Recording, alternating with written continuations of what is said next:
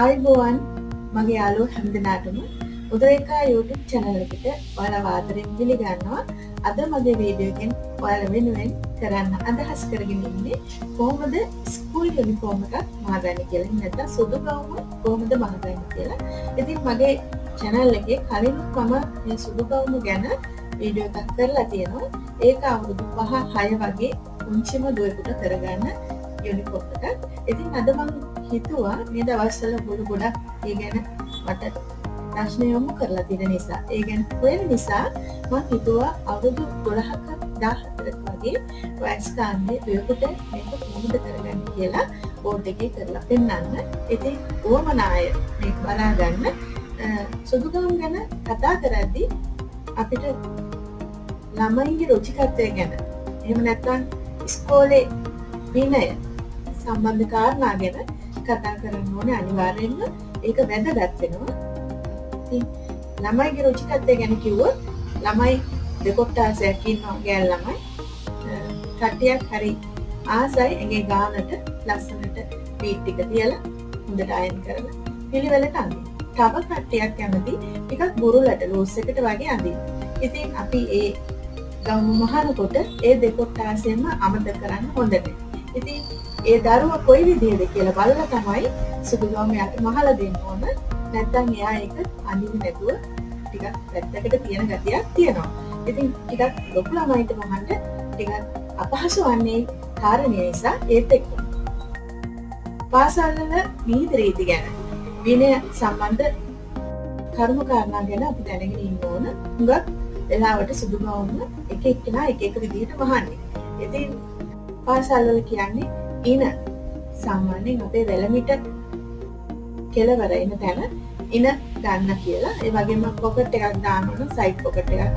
ඒ අවශ්‍ය තැනට දාන්න ඕනේ, ඒ ප්‍රමාණයට දාන්න ඕනේ. ඒ වගේම කොලර් එකේ ප්‍රමාණයක් තියෙනවා. මෙතන ඕපන් එක තියෙන ප්‍රමාණයක් තියෙනවා. ඒ වගේම පටිය ගන්න ප්‍රමාණයක් තියෙනවා.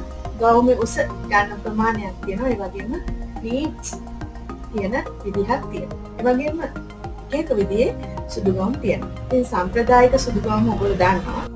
සාමාන්‍යයෙන් ඉස්සරහට ප්ලීට් තියලා බොක්ස් ප්ලීට් තියලා එන සුදු ගවුම් තියෙනවා. හිමියට ප්ලීට්ස් ගොඩක් එන සුදු ගවුම් තියෙනවා. ඉතින් ඒ වගේම දැන් සෙන්ට් පෝල්ස් වගේ ස්කූල් එකක තියෙන සුදු ගවුම එහෙම ප්‍රින්සස් ලයින් වගේ ලයින් දෙකක් දෙපැත්තට බොක්ස් ප්ලීට් වගේ එන විදිහට තමයි කර වෙනස් විදිහකට තියෙනවා. ඒ වගේම සමහර සුදු ගවුම් වල හතරස් කර එනවා. සමහර සුදු ගවුම් වල ඉස්සරහට ඕපන් එක පහළටම, ඒ කියන්නේ ඉන දක්වාම විවරයක් එන විදිහට තියෙනවා. සමහර ඒවා මෙන්න මේ දක්වා තියෙනවා. එතකොට ඒ කර උනත් ඕනට වැඩි කපන්නේ නැතුව නැත්නම් අර දුවලගේ වෙස්ට් එක පේනවා. මේ වෙස්ට් එක පේන්නේ නැති වෙන්න ඔළුව දාන්න පුළුවන් වෙන්න අපි හදා ගන්නවා. නැත්නම් ඒක අමාරුයි. ඒ වගේම ටයි යටය බෙල්ල ළඟට හිර වෙනකොට දොල කැමති නෑ. ඒත් එක්කම අර ලූස් එකට අඳින්න ආස කෙනාට අපි ගන්න ඕන උර හිස ප්‍රමාණය වෙනස්. ඒ වගේම ලස්සනට නීට් එකට හැඩට අඳින්න කැමති කෙනාට අපි ගන්න ඕන විදිහ වෙනස්. ඒක අතෙනුත් ඒ විදිහයි අතත් ලූස් එකට ගන්න විදිහක් තියෙනවා. ඒ වගේම අත ටිකක් වැඩි ලොකු නොකර අපි මහන්න ඕන අවස්ථා තියෙනවා. ඒ වගේම ওই සයිඩ් පොකට් එක සමහර ඉස්කෝලවල එහෙම දෙන්නේ නෑ. ළමයින්ට ඒක තහනම් කරලා තියෙනවා. ඒ වගේම අපි දන ගහනකොට, ඒ කියන්නේ දුවේ දන ගහනකොට වැල්ලේ ගෑවෙන විදිහට සුදු ගවුමේ වාටිය තියෙන්න ඕනේ. ඒ කියන්නේ උස. ඒ කියන්නේ දනිස්සෙන් උඩට එහෙම සුදු ගවුම හරියන්නේ නැහැ. ගොඩාක් පහළට ඇඳලත් කැතයි. ඉතින් ඒ විදිහට සුදු ගවුමේ අපි දැනගත යුතු කරුණු කාරණා තියෙනවා. ඉතින් මුලින්ම මම ඒ වගේ පැටර්න් ටිකක් ඇඳලා ඉන්න.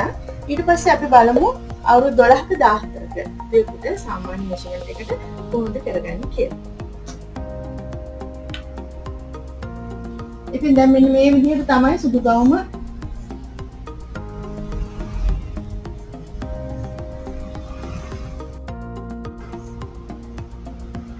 දල සටහනක් ඇඳොත් ඔන්න ඔය විදිහට තමයි අපි හදාගන්නේ.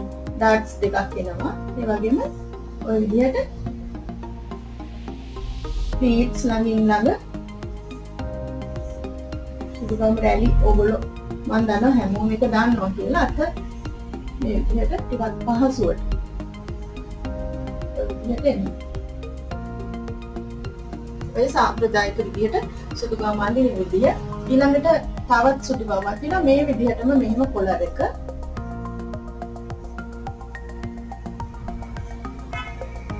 අතත් ඒ විදිහමයි.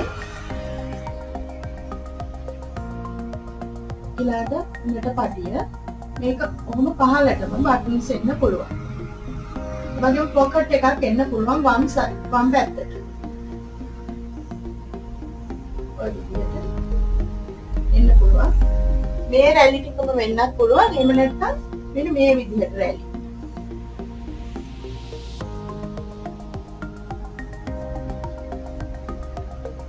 ඔන්න ඔය විදිහට රැලි කියන සුදු ගවුම් තියෙනවා. ඒක පහළටම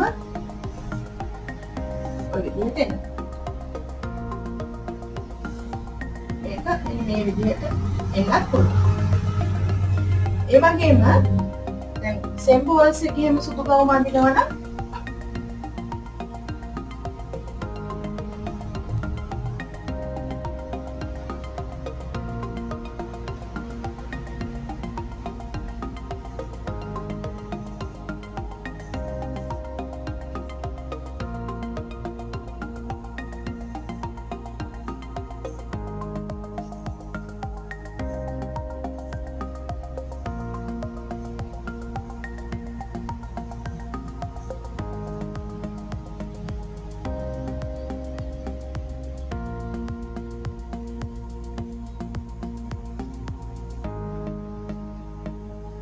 ඔය වගේ සුදු ගවුමක් තියෙනවා. ඒ වගේම සමහර අවස්ථාවලදී සුදු ගවුම්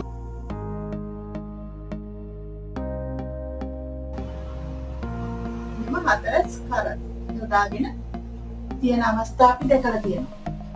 ඉස්සරහා පිටිපස්ස දෙකම. මේ විදිහට තමයි ලංකාවේ සුදු ගවුම් අපි දැකලා තියෙන්නේ. ඉතින් මේකේ උස එතකොට පටියේ ප්‍රමාණය මේ ප්ලීට් වල ප්‍රමාණය කියන්නේ මෙහෙම ඩාර්ට්ස් දෙක එනකොට මේ ඩාර්ට්ස් දෙක එන තැනට තමයි මේ ප්ලීට් එක එන්න ඕන. ඒකට මේ ප්‍රමාණ තියෙනවා. සාමාන්‍යයෙන් පටිය අඟල් 1මාරක් වගේ වෙන්නේ පටිය එනකොට. එතකොට මෙතන මේ ප්ලීට් එක අඟල් 1.1මාරක් වගේ වෙන්න පුළුවන්. උස සාමාන්‍යයෙන් අපේ ඉනට බුරිය දක්වා වගේ ඒ ගන්න පුළුවන්. පොඩි ළමයිට ඊට වැඩි අඟලක් විතර උඩින් ගන්න පුළුවන්. එතකොට උස දන හිස දක්වා එන්න ඕනේ. දන හිස වැහෙන විදිහට සුදු ගවුම. ඊට කොලර් එකේදී වැදගත් වෙන්නේ කොලර් එක බෙල්ල ළඟට හිර වෙන්නේ නැති වෙන්නේ චුට්ටක් පහළට. මොකද නැත්තම් අපහසුයි ටයි ගැටේ දැම්මම ගොඩක් වෙලාවට හිර වෙන ගතියක් එනවා. ඒකත් අතේ පහසුව. ඒ වගේම අත ඕනට වැඩි දිග් වෙන්නේ නැති වෙන්න. ඒ වගේම ලූස් වෙන එක ඕනට වැඩි ලූස් වෙන්නේ නැති වෙන්න. ඒ වගේම ටයිට් නොවෙන්න. ඒ කාරණා වැදගත්. ඉතින් අපි බලමු මේ ආකාරයේ සුදු ගවුම් දෙකකට කොහොමද අපි ලොක් එකක් හදාගන්නේ කියලා. දැන් මෙෂර්මන්ට්ස් කොහොමද කියලා අපි මුලින්ම ලකුණු කරගමු. මේකෙම ලේසි. පපුව මෙෂර්මන්ට් එක සාමාන්‍යයෙන් 12 වයසේ එන්නේ 26ක් වගේ. 14 වයසේ දුවෙක්ගේ 28ක් විතර වගේ එනවා. බස්ට් එක වෙස්ට් එක 24ක් වගේ වෙන්නේ මේ වයස් කාණ්ඩ දෙකේම. ඒ වගේම හිප් සයිස් එක 28ක්. ඒ වගේම මෙතන 30ක් විතර එන්න පුළුවන්. සමහර වෙලාවට මේට වැඩිය වෙනස් වෙන්න පුළුවන් මෙෂර්මන්ට්ස්. ඒ වුණාට ඔයගොල්ලෝ මේ මෙෂර්මන්ට් අරගෙන මේ මම හදපු විදිහටම හදන්න. එතකොට ඔයාලට ලස්සනට මහ ගන්න පුළුවන් වෙයි. උරහිස පළල 11ක් වගේම 12ක්. 26ේදී 11ක්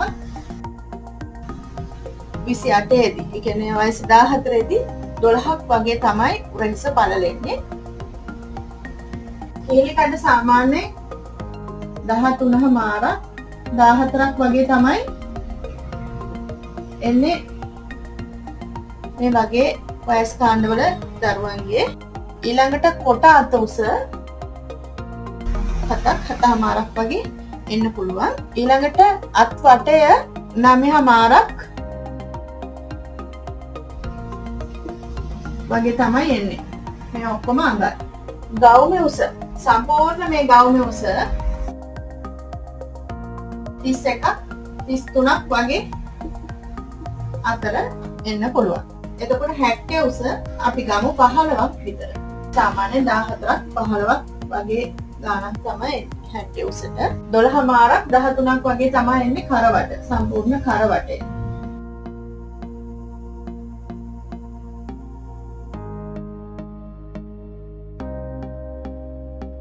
ඔය වගේ ගානක් එන්නේ. සාය උස සාමාන්‍යයෙන් 18ක් 20ක් වගේ වෙන්න පුළුවන්.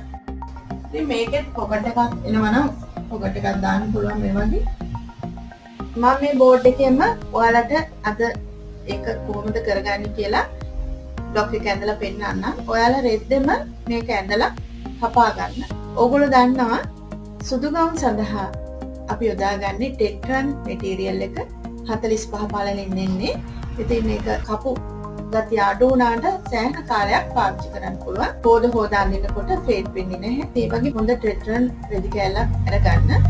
සුදු පාටින් සාමාන්‍ය මේ වගේ දෙයකට 2මාරක් විතර ප්‍රමාණවත් හොඳටම 2 කාලක් තිබුණත් ඉතින් ඔයගොල්ලෝ දන්නවා සුදු ගවුම් මහන්න ටෙට්‍රන් මැටීරියල් එක තමයි අපි යොදාගන්නේ. සුදු පාට ටෙට්‍රන් එක 45 පළලින් එන ටෙට්‍රන් එක දෙකට නමලා ඒ සම්පූර්ණ ප්‍රමාණයම සාය සඳහා අපි යොදා ගන්නවා.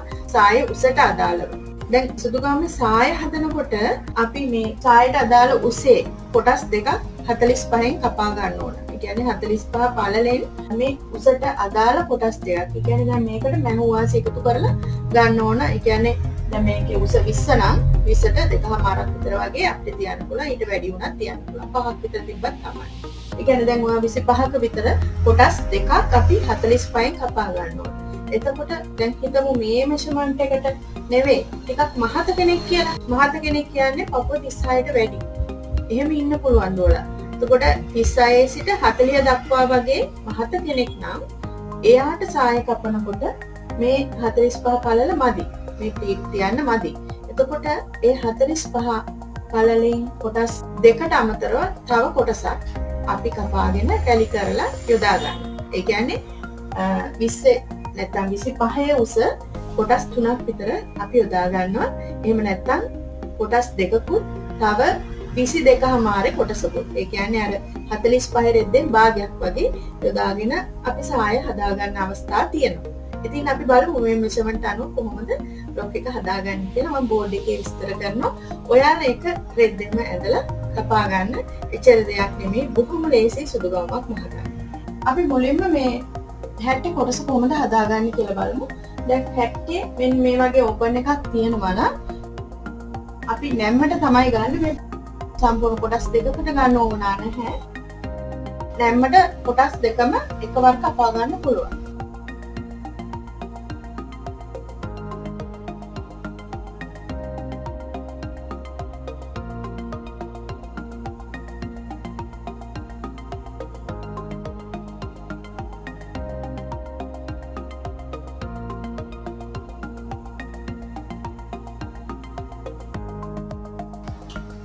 ඔය විදිහට අපි කෙලින් අතර රේඛා දෙකක් ඇඳ ගන්නවා. මේ තියෙන්නේ නැම්ම. පොඩ නැම්මට කියලා කියන්න.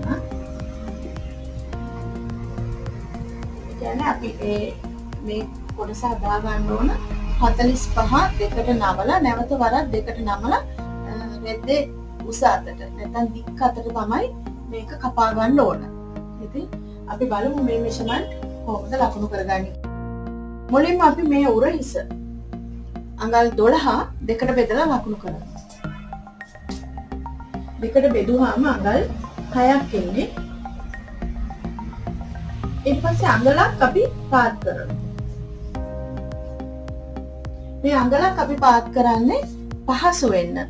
සුදු ගවුම කියන්නේ හිරට ගොඩාක් ෆිට් එකට අඳින එකක් නෙමෙයි.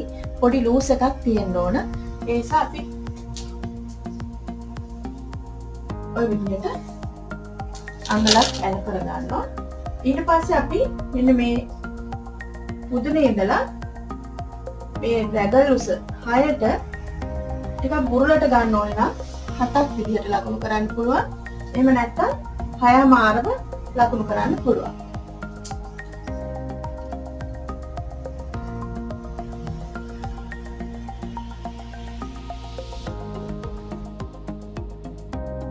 මං 7ක් මෙතන ලකුණු කරා. ඊළඟට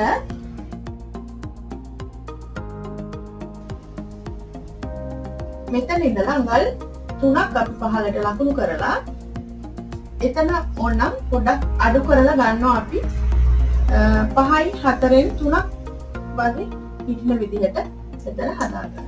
5යි 4න් 3ක්. ඒක කාලක් විතර අඩු කරලා අපිට පුළුවන් මෙන්න මේ අත්කට රේඛාව පොඩ්ඩක් ඇල කරලා අඳින්න. මේ විදිහට ඇඳ ගන්න. ඉතින් එතකොට මම අර කිව්වේ ටිකක් ලූස් එකට හොයන දුවලට මේ ඇලේ කරන්න එපා. කෙලින්ම ගන්නත් පුළුවන්. ඊට පස්සේ අපි මේ 60 උස ලකුණු කර ගන්නවා. අපි 15 නම් ගන්න මේ ගානට. එතකොට පපුවේ මට්ටම එන්නේ 9ක් විතර. 15 වෙන්නේ උස. මේ විදිහට ඇඳ ගන්න.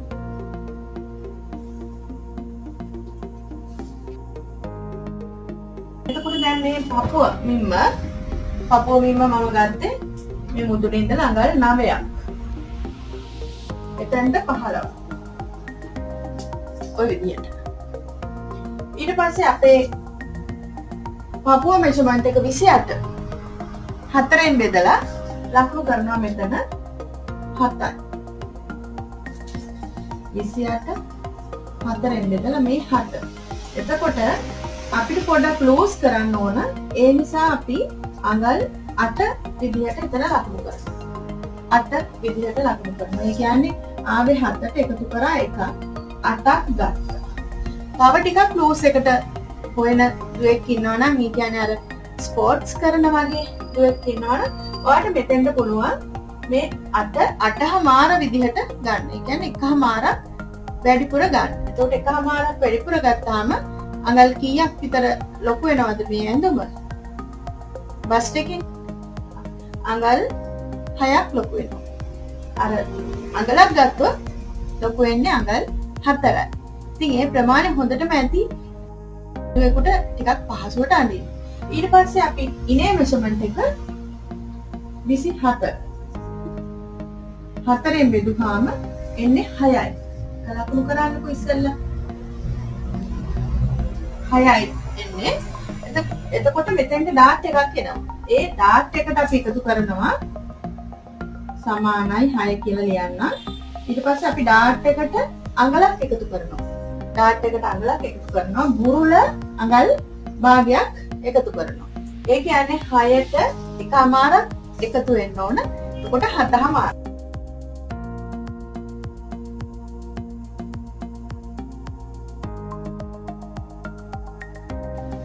දැන් පුළුවන් අපිට අංශය ඇඳ ගන්න.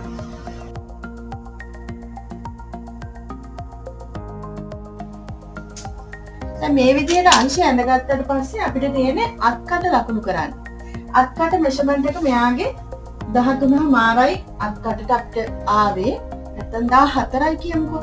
ටිකක් බුරුලට ගන්න. එතකොට 14 දෙකෙන් බෙදුවම 7යි. ඒක ලකුණු කරනවා අපි මෙතන. කොහොම 7 එන විදිහට බලන්න මෙහෙම තිබ්බහම කාලට ගන්න.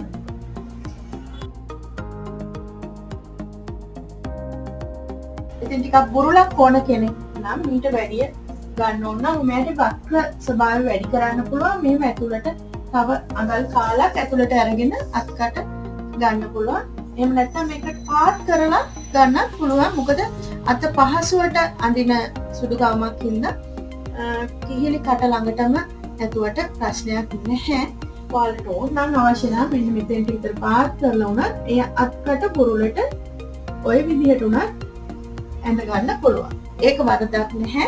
සුදු ගවුම කියන්නේ පහසුවට අඳින ඇඳුමක්. ඊට පස්සේ දැන් ඔන්න අපි අත්කටත් ඇඳලා ඉවරයි. අංශයත් ඇඳලා ඉවරයි. දැන් අපිට මේකේ ඩාට් එක දාන්න ඕන කර ලකුණු කරන්න. ඊට පස්සේ මේ ඩාට් එක දාන්න මෙතන ඉඳලා අඟල් 6ක් වගේ තමයි ඔපනලි පරතරේ එන්නේ. ඒ 6 දෙකෙන් බෙදලා අඟල් 3ක් තමයි මම මෙතන ලකුණු කරේ. ඒකම ඉනෙත් ලකුණු කරනවා.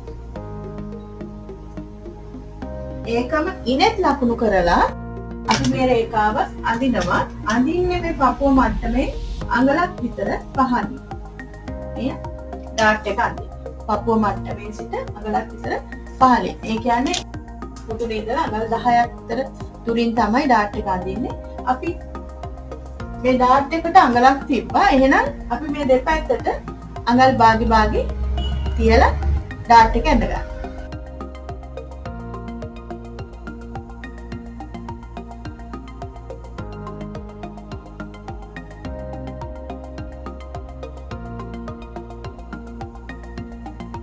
ඔන්න ඔය විදිහට. ඊට පස්සේ දැන් අපිට මේ කර වටය 13 කියන මෙෂර්මන්ට් එක අපි අරගමු. ඒක කර වටය 4ෙන් බෙදුවාම ඒ 13 4ෙන් බෙදුවාම එන ප්‍රමාණය තමයි කර උස විදිහට ගන්නෙ. ඒ වගේම ඒ එන කර උසෙන් අඟල් භාගයක් අඩු කරාම එන ප්‍රමාණය තමයි කර පළල විදිහට ගන්න. එතකොට 13 4ෙන් බෙදුවාම 3යි කාලක් තමයි කර උස විදිහට එන්නේ. 3යි කාලක්. ඒකෙන් භාගයක් අඩු වුණාම 2යි 4ෙන් 3ක් කර පළල වෙනවා. ඔන්න මූලික කර අපි අඳිනවා නම් ඔන්න ඔය විදිහට එන්නේ. දැන් මේ කර නෙමෙයි මෙන්න මේ සුදු ගවුමට ගන්න ඕන. ඒ කියන්නේ දැන් සුදු ගවුමේ අපි කර ඇඳ ගන්න ඕන. බෙල්ල ළඟටම නෙමෙයි. බෙල්ල ළඟටමම හිර වෙනවා. ඒක අපහසුයි. ඒ නිසා එතනින් අඟල් භාගයක් හෝ අඟලක් පහළට අපිට කර ඇඳ ගන්න පුළුවන්. ඒ විදිහට අපි මේකේ ඇඳ ගමු.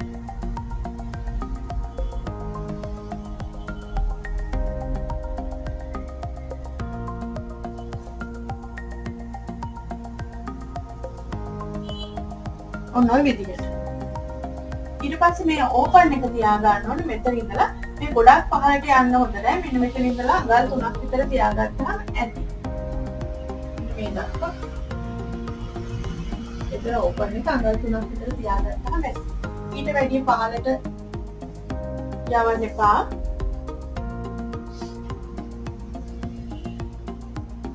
ඔළුවේ මෙෂර්මන්ට් එක සාමාන්‍යයෙන් 21ක් 22ක් වගේ තමයි එන්නේ. මේ කරේ මෙෂර්මන්ට් ගන්නකොට මේ පිටුපස ඉස්සරහා ඒ මෙෂර්මන්ට් එක මේ ඕපන් එක තියෙන තැනයි ඔක්කොම මෙෂර්මන්ට් එක එකතු කරාම ඒ 22ක් විතර එනවනම් ප්‍රමාණවත්. 21ක් 22ක් විතර එනවනම් ඔළුව දාන්න ප්‍රමාණවත්. ඊට පස්සේ දැන් මේකේ තව දෙයක් අපි කරන්න ඕන. මෙන්න මේ අංශයෙන් අපිට පුළුවන් අඟල් භාගයක් විතර මොන විදිහට උස්සලා අඳින්න. මේක පිටිපස්සේදී අපි කරන වෙනස්කම් ටික දැන් මම සටහන් කරන්න යන්නේ. කර අපි වෙනස් කරනවා. ඒ වගේම මෙන්න මේ අක්කට පොඩ්ඩක් වෙනස් කරන්න ඕනේ. ඩාට් එක පොඩ්ඩක් වෙනස් කරන්න ඕනේ. ඒ ටික තමයි අපි කරන්නේ. මෙතන ඉඳලා අඟලක් පාදට මොම ලකුණු කරලා මේ කර පළලම අරගෙන අපිට පුළුවන් පිටිපස්ස කර ඇඳ ගන්න. ඔන්න ඔය විදිහට. ඊට පස්සේ මේ රේඛාවම ගන්න පුළුවන් උරහිස විදිහට. ඊට පස්සේ මෙන්න මේ විදිහට තමයි පිටුපස අත්කට එන්නේ. ඊට පස්සේ පිටුපස මේ විදිහට හදාගන්න පුළුවන්.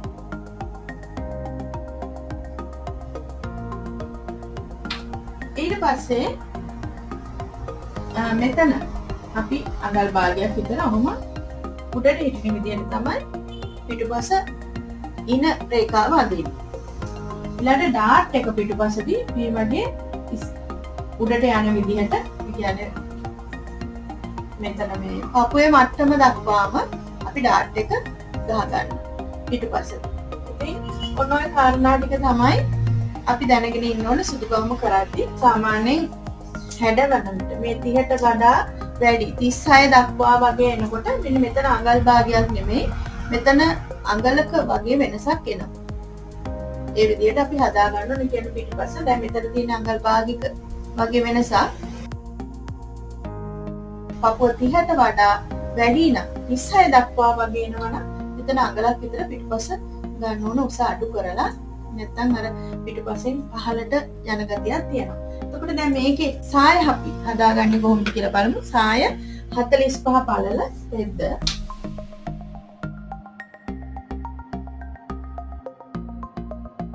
කොහොම ගත්තාම 45 පළල රෙද්ද අපි දෙකට නවලා ගන්නවා. ඒ කියන්නේ දෙකට නැමුවාම 22මාරක් වෙනවා. ඒ වගේ කොටස් දෙකක් අපි හදා ගන්න ඕනේ. උස ගන්නවා නම් මේ 20ට අඟල් 2මාරක් විතර එකතු කරාම ඇති. රෙද්ද වැඩිපුර තියෙනවා නම් ඕගොල්ලෝ අඟල් 5ක් විතර එකතු කරලා වාටිය ටිකක් වැඩිපුර තියන්න. දුවලා ඉක්මනින් උස වෙනවා. ඒ නිසා ඒ උස තියාගත්තට ඔයගලන්ට පාඩුවක් වෙන්නේ නැහැ. පස්සේ උස් කරන්න හරි පුළුවන්. නමුත් දැන් නම් ළමයි අවුරුද්දක් දෙකක් ඇදලා පැත්තට දාන සුදු ගවුම් ඉස්සර අපි නම් ගොඩාක් කාලයක් අඳිනවා. ඒ විදිහට හදලා. ඉතින් මේකේ පළල එන්නේ 22මාර. මේක නැත්නම්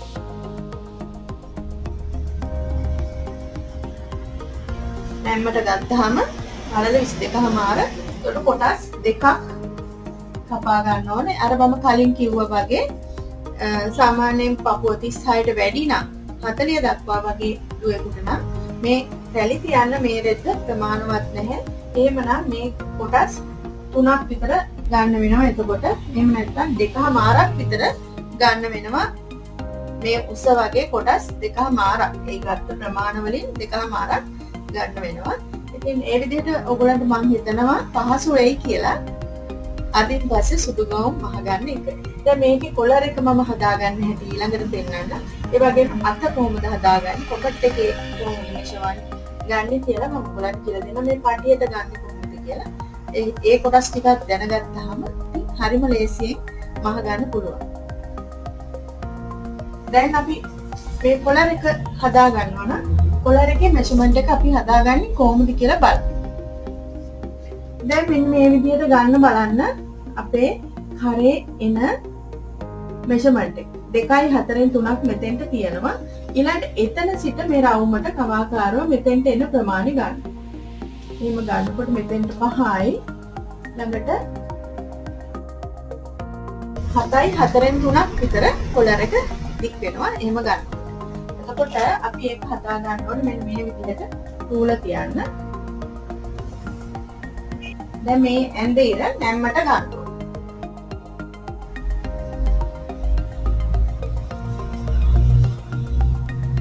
නැම්මට අරගෙන සාමාන්‍යයෙන් අඟල් 2මාරක් විතර ප්‍රමාණවත් මේ කොලර් එකට අපි අර කොලර් එක මැනගත්තු ප්‍රමාණය තමයි මෙතන ලකුණු කරන්නේ. 7.4න් 3. ඒ විදිහට ලකුණු කරලා අපි එහෙම මේ රේඛාව මෙහෙම ඇඳලා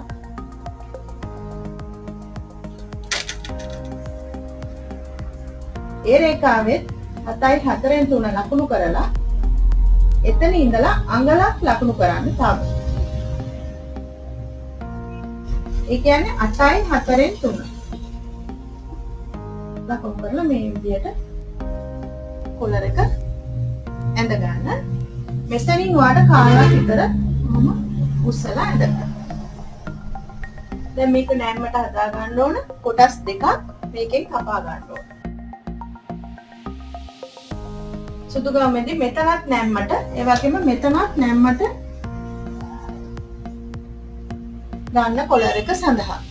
කියන්නේ ඔයගොල්ලෝ නමනකොට හරස් අතට මේක නැම්මට මුලින් ඉස්සලා කොටස් දෙකක් නමාගෙන නැවත මේ පැත්තට නවා ගැනීමක් කරගන්න ඕන.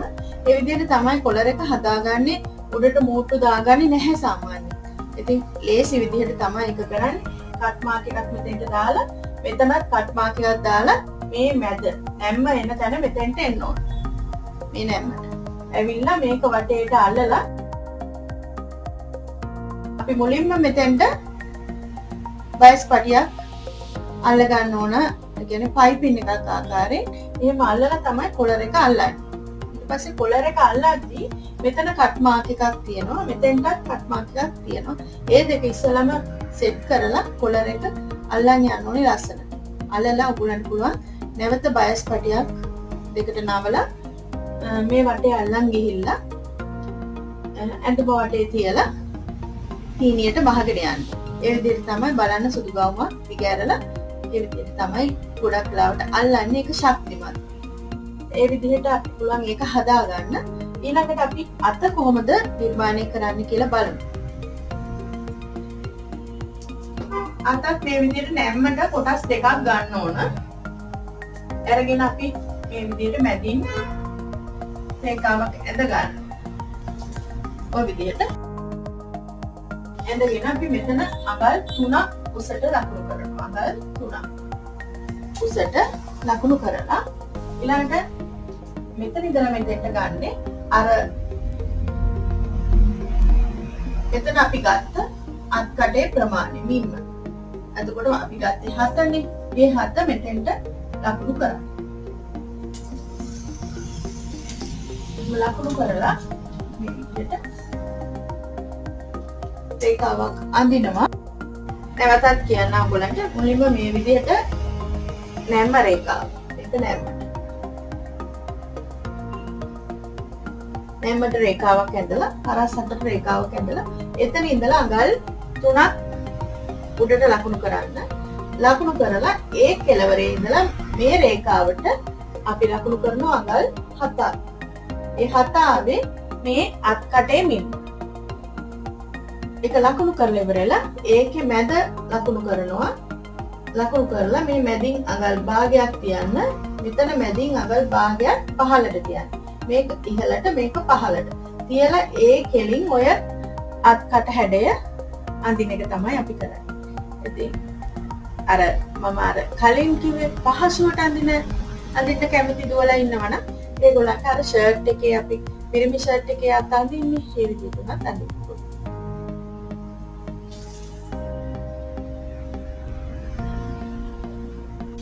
ඔන්න ඔය විදිහට තමයි අත්කට ලස්සනට අත මහගෙන අදින්න ආස දෝලට අපි අදින්නේ.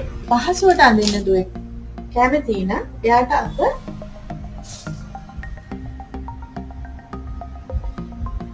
ඔන්න ඔය විදිහට ගත්තත් වරදක් නැහැ.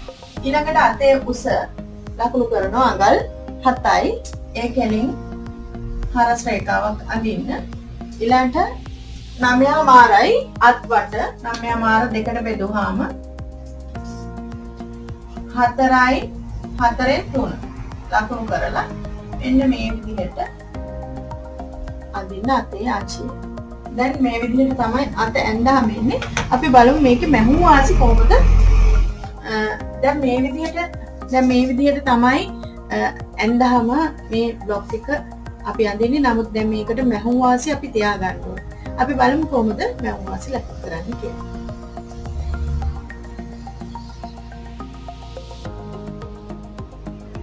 මේ අතට අඟල් භාගයක් උඩට තියන්න. අංශයට අඟලක් තියන්න. ඒ වගේම අතේ වාටියට අඟල් 1මාරක් තියන්න.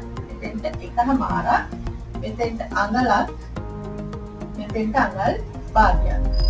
ওই විදිහට අත් කොටස් දෙකක් කපා ගන්න ඕන. ওই විදිහට අත් කොටස් දෙකක් කපා ගන්න ඕන. මෙතන ඉදිරිපස කොටස් දෙකයි පිටුපස මෙතන ඉදිරිපස කොටස් එකයි පිටුපස කොටස් එකයි කොටස් දෙකක් කපා ගන්න ඕනේ. මැහුම් වාසි තියනවා නම් දැන් ඉදිරිපසට මෙන්න මේ ලයින් කරලා අපි හිතමු ඉදිරිපසට මැහුම් වාසි තියා ගන්නවා කියලා. කොහොමද තියාගන්නේ? මේ කර වටේට කාලක් තියන්න. පුරහිසට අඟල් භාගයක් තියන්න. අත් කටට අඟල් භාගයක්, අංශයට අඟලක් තියන්න. වාටියට කියන්නේ ඉනට අඟල් භාගයක් තියන්න. ඔය විදිහට මැහුම් වාසි ලකුණු කරගන්න. ඉදිරිපසට. පිටුපසට කොහොමද බලමු ඊළඟට මැහුම් වාසි ලකුණු කරගන්න.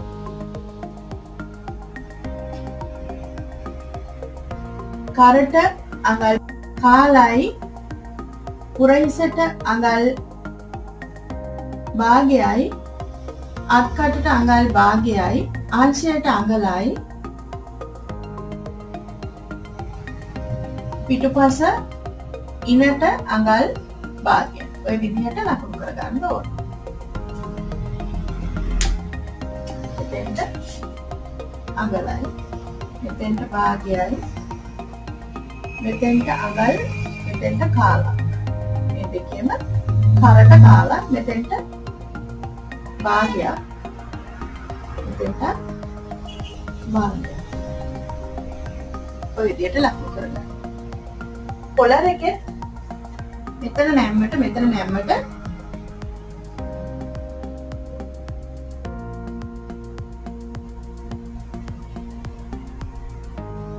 කරට තියාගන්න කාලක්, ඒ වගේම පොලර් එකේ කෙළවරට කාලක් හෝ භාගයක් ඔයාලට තියාගන්න පුළුවන්.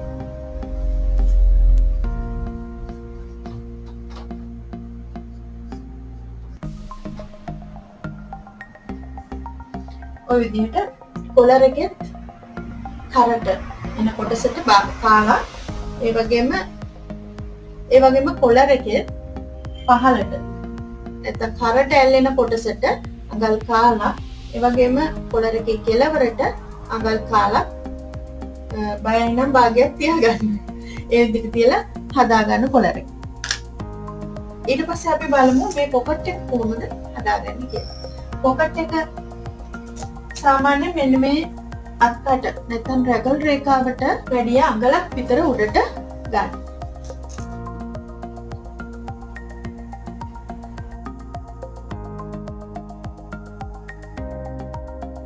මේ රේඛාවට වැඩිය උඩින් අඟලක් විතර උඩින් එහෙම ගන්න. අරගෙන දැන් මෙන්න මේ අපේ ඩාට් එක එන තැනට දැන් ඔයාලා දන්නවා ඉදිරිපස්ස ඩාට් එක එන්නේ මෙන්න මේ එතන කෙළවරට. එතකොට අපිට පොකට් එක එතෙන්ටම ගන්න පුළුවන්. මම මෙෂර්මන්ට් ටික ඇඳලා ඉවර වෙලා දාන්නම්. සාමාන්‍යයෙන්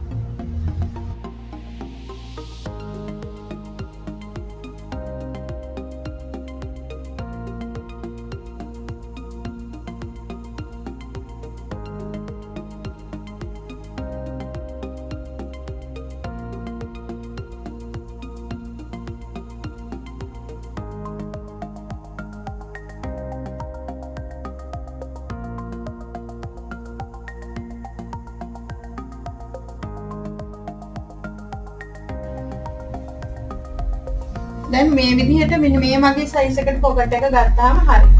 ඩාට් එකේ කෙළවර එන තැනට පොකට් එක ගත්තාම හරි මේ විදිහට. එතකොට දැන් මේකේ පොකට් එකේ පළල 3යි කාලක් වෙනවා.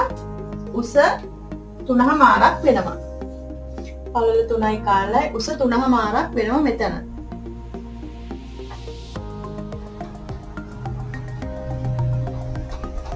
මේ මැදට උස තියෙනවා 4ක්. මැදට උස තියෙනවා. ඒ කියන්නේ මැද තැන 4ක් තියෙනවා. එතකොට ඔයා මේක හදා ගන්න ඕන. අපි මෙතන ඇඳනනම් ඔහොම පොකට් එක මම කියමුකෝ. එතකොට ඔයා මේකේ මෙන්න මෙතෙන්ට වෙනකම් නැවෙන්න ඕනේ ඇතුලේ. මේකේ මෙතෙන්ට එනකම් නැවෙන්න ඕන. ඒ නිසා අපි උඩට තියන්න ඕන වැඩිපුර අඟල් 1මාරක්. මෙතෙන්ට තියන්න ඕන භාගය. ඒ කියන්නේ අපි මෙතන ගන්න උස එන්න ඕන 4යි 5මාරයි 6ක්. 6ක් වෙනවා. පළල 3යි කාලෙන්නේ ඉන්නේ. එතකොට 3යි කාලට අඟලක් තියන්න. ඒ කියන්නේ 4යි කාලක්. පැත්තට අපි ගන්න ප්‍රමාණය හදා ගන්න ඕන. මෙතන 3මාරයි 3මාරට අඟලක් තිබ්බාම 4මාරක්. ඉතින් මේ විදිහට තමයි මේ මෙෂර්මන්ට් හදාගන්නේ. මම හිතන ඔයගලන්ට ගොඩක් තේරුම් යන්නේ නැති කියලා. සුදු ගවුමක් ලේසියෙන් මහ ගන්න විදිය. මම හිතන ඔයගොල්ලෝ සාය කොටසක් තේරෙන්නේ නැති කියලා. සාය කොටසත් මම කිව්වා 20 කොසට අඟල් 5ක් විතර තියලා රෙදි කොටස් දෙකක් කපා ගන්න කියලා. ඒක 45 පළලෙන්ම කොටස් දෙකක් ගන්න තියෙන්නේ. එච්චරයි කරලා තියෙන්නේ. පටිය ගන්නවා නම් මේ පටියට ඉනේ මෙෂර්මන්ට් එක 24 නේ ඉන්නේ. ඊට වැඩිය අඟල් 5ක් 6ක් එක තියාගත්තාම ඇති. ඒ කියන්නේ 30කට වගේ හිටින විදිහට පටිය හදාගන්න. 30කට දිග අරගෙන පළල ගන්න අඟල් 1මාරක විතර පටියන්න අපි ඒ 1මාර දෙකෙන් වැඩි කරලා අඟලක් එකතු කරන්න ඕනේ මැහුම් වාසි වලට. ඒ කියන්නේ 1මාර දෙකෙන් වැඩි කරාම අඟල් 3ක් වෙනවා. අඟල් 4ක විතර පළල හිටින දිග අඟල් 30ක විතර පටියක් ප්‍රමාණවත් මේ පටිය සඳහා නැත්නම් බෑන්ඩ් එක සඳහා. එතකොට දැන් මම මේ ඔක්කොම ඔයගලන්ට කියලා දුන්නා බයස් පටිය වලින් කපා ගන්න මේ කර වටේට එන පටියට. ඒ වගේම මෙතන පයිපින් එකට කෙලින් අතර ගත්තත් කමන්නේ. පුළුවන් විදිහට ඒ විදිහට ඒ කියන්නේ බයස් අතරත් පුළුවන්. කෙලින් අතර ගත්තත් පුළුවන්. කෙලින් අතර ගත්තාම ටිකක් ලේසි ඇදෙන්නේ නැති නිසා මේ වටේට නම් කරට අල්ලන පටිය නම් ඒ කියන්නේ බයස් අතරම ගන්නවා. ඉතින් මම හිතනවා ඔයගලන්ට පහසු වෙන්නේ නැති කියලා සුදු ගවම කොහොමද කරගන්නේ කියලා. ඔයාලගේ දුවලටත් කරලා ඉතින් කොහොමද කියලා මට WhatsApp පණිවිඩයක් හරි දාන්න. මහලා ඒ ෆොටෝස් දාන්න. මාත් ආසයි බලන්න. ඉතින් අද ඔයාලගේ සමගින යන්න තමයි හදන්නේ මේ වීඩියෝ එකේ. ගොඩාක් ස්තුතියි මාත් එක්ක රැඳී හිටියට. ඉතින් ආරාධනා කරනවා තවමත් ඔයාලා subscribe කරලා නැත්නම් මගේ channel එක subscribe කරන්න, ඒ වගේම like කරන්න, comment කරන්න, share කරන්න කියලා. ගොඩාක් ස්තුතියි ඔයාලට සුබ දවසක් කියලා ප්‍රාර්ථනා කරනවා. පරිස්සමින් ඉන්න, සතුටින් ඉන්න, ආදරෙන් ඉන්න.